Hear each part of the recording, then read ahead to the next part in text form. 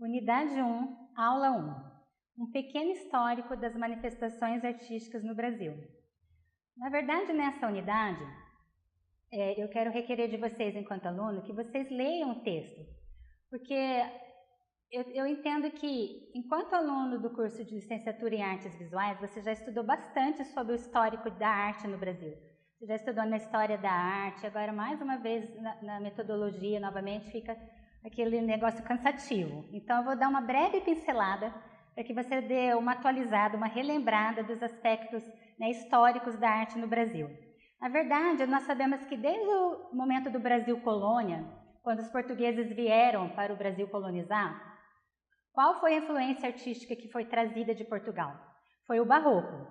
O Barroco, na verdade, ele foi manifestado alguns anos depois, quando eles colonizaram. Por quê? Porque a importância principal da colonização do Brasil não era questão artística, mas sim econômicas, financeiras.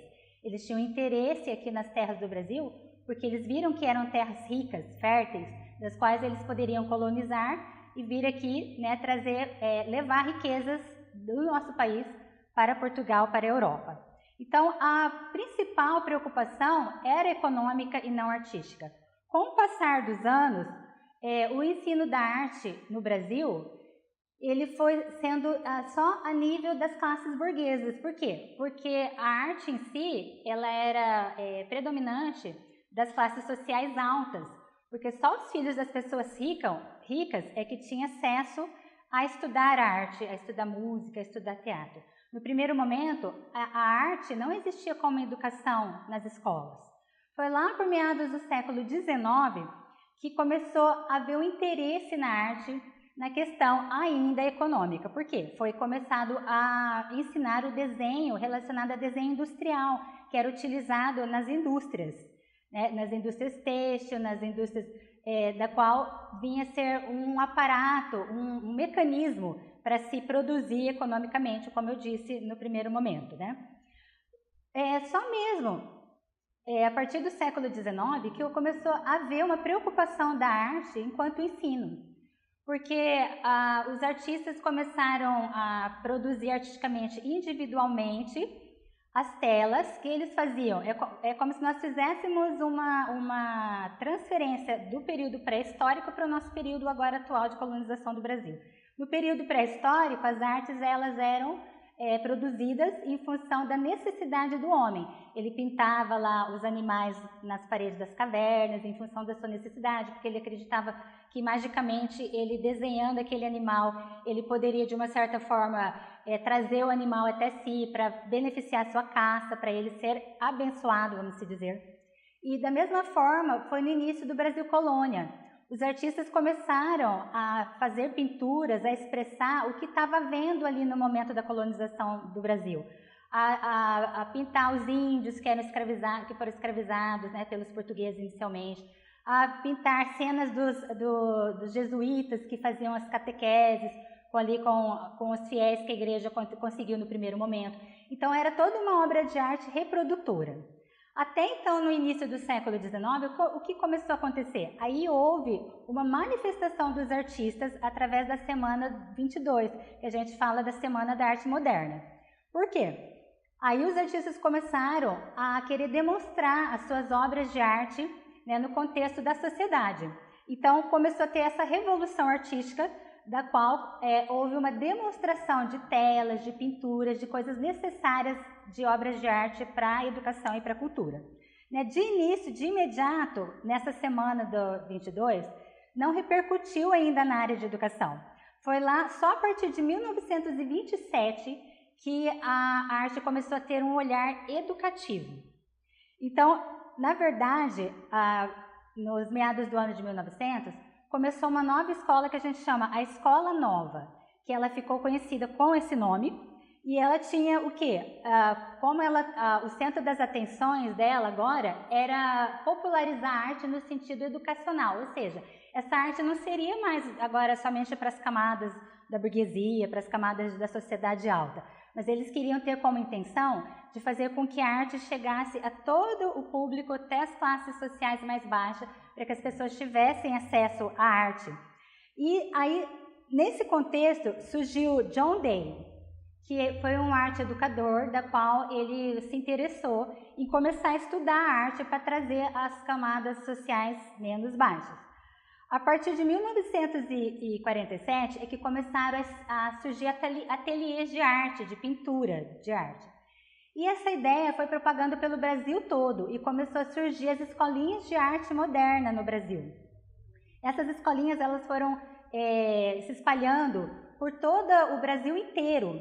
E aí foi propagando não só a questão do ensino da arte para crianças, mas também da formação para professores. Tá? Então, essas escolas de arte, ela começou, além de se preocupar com a educação de crianças, também a formação de profissionais da área de arte. Tá? Assim, os professores e ex-alunos da escolinha, que foram criados em toda a região do Brasil, houve uma que foi influente, que foi no Rio de Janeiro. Ali, essa escola, que foi formada no Rio de Janeiro, ela foi, preponderante nessa questão de formação de professores. Tá? Em 1958, foi criada a primeira lei federal que regulamentava a criação de classes experimentais através da exploração de variadas técnicas de pintura, desenho e impressão. Em 1961, eliminando a uniformização dos programas escolares, permitiu a continuidade de muitas experiências que foram adquiridas lá em 1958. Mas a ideia era introduzir o quê? Na escola comum, ou seja, na escola secular, normal, né, que hoje nós chamamos de ensino fundamental e médio, a questão da arte. Mas a arte ali, essa ideia, quando começou a florescer, infelizmente, veio a ditadura militar. A ditadura militar veio, né, com uma força total para o quê? Para coagir, para intimidar os professores. E como normalmente a arte era uma forma de expressão, de liberdade, né, de estimular o ser humano a sua libertação do contexto social, o que aconteceu? Os professores de arte foram reprimidos, ou seja, vamos acabar com a arte na escola porque é um meio de favorecer a população de achar que a pessoa pode pensar por si mesma. E a ditadura, que vocês têm conhecimento histórico, foi o quê? Um momento, né, de qual reprimiu. Houve uma opressão em relação à população, em direitos sociais, em direitos de pensamento. Então, o que aconteceu? A prática das artes na escola foi cortada totalmente.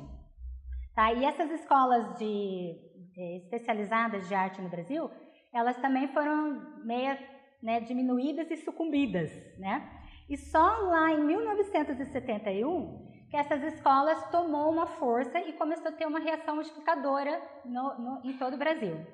Né? No momento em que a arte começou a se multiplicar, aí que veio, então, a educação artística como um componente curricular das escolas de primeiro e segundo grau. Nesse momento, a arte ainda ela não era obrigatória, ela era uma forma de que o professor poderia trabalhar essa livre expressão do aluno, mas não de forma obrigatória, e poderia ser acompanhado com outras disciplinas, não necessariamente uma disciplina chamada educação artística. Com a reforma educacional, que foi em 1971, pela Lei de Diretrizes e Bases, né, estabeleceu um novo conceito de arte, daí houve a prática da polivalência. O que é um professor poli? É aquele professor que age hoje nas 4 linguagens, né? Que hoje nós temos a divisão das linguagens, como nós já estudamos.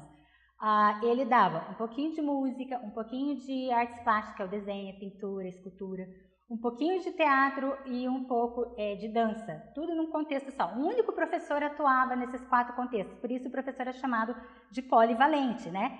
Então, a prática da polivalência se deu na escola, né, em função da educação artística ser partida nessas 4 áreas, tá? E foi, então, em 1973, que foram criados, então, os cursos de licenciatura, mas os cursos de licenciatura ainda era licenciatura curta, ainda visando esse professor que tinha abarcado todas essas áreas, né, numa só disciplina chamada educação artística. Tá, em 1983, aí que surge a abordagem triangular, chamada inicialmente metodologia triangular. Essa abordagem, na verdade, é a nossa unidade 2, da qual vai ser super importante para o nosso estudo nessa disciplina. E ela foi criada pela Ana Mãe Barbosa, né? e ela tem toda uma fundamentação, uma indicação de falar aos professores, ensinar aos professores como que pode se trabalhar a arte dentro do contexto escolar. E essa abordagem, ela influenciou grandemente em 1997, 1998, 1999, na formação dos parâmetros curriculares da educação. Embora essa abordagem ela não foi citada na bibliografia dos parâmetros curriculares, eles deram tipo uma fechada ali, né, vamos dizer assim, citaram toda a questão da abordagem triangular, de como trabalhar a arte lá no contexto dos parâmetros curriculares, no caderno de arte, mas infelizmente eles não citaram na bibliografia, né, relacionada aos parâmetros curriculares. Então, a Ana Moinhos Barbosa teve uma influência chave na história da educação da arte no Brasil. No final do século XX, o movimento de arte e educação se revigora, ganha força, e aí os professores começam a ter as licenciaturas partidas nas suas diversas áreas. Nas áreas, a licenciatura passa a ser especificamente na área de dança. Eu me formo licenciatura em arte ou educação artística, habilitação em música, licenciatura em educação artística, habilitação em teatro, licenciatura em artes cênicas, que seria o teatro hoje, licenciatura em artes visuais, como é a nossa licenciatura, licenciatura em dança, ou seja, aí sim vem os profissionais partidos nas 4 áreas, e nós podemos dizer que nós tivemos um grande progresso na educação artística, na arte em geral no Brasil, com esse contexto.